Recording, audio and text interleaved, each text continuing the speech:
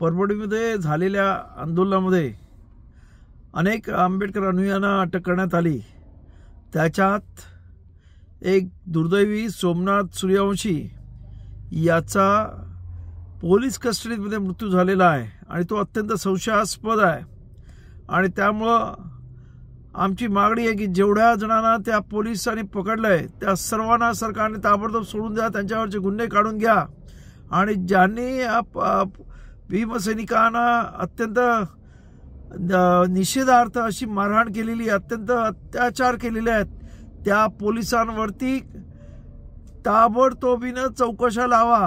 आणि उद्या माझा आंबेडकरी समाजा नव्हे तर या इथं जे जे संविधान प्रेमी आहेत त्या संविधान प्रेमी सर्व जनतेला आव्हान आहे की उद्या आम्ही 16 तारखेला या संविधान वाचवण्यासाठी आणि संविधान विरोधी काम करणाऱ्यांच्या विरुद्ध अख्खा महाराष्ट्र बंद करत आहोत।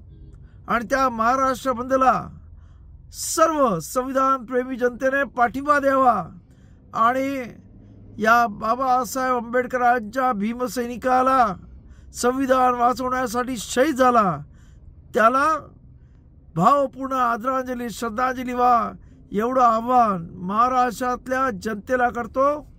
धन्यवाद। जय भीम, जय महाराष्ट्र।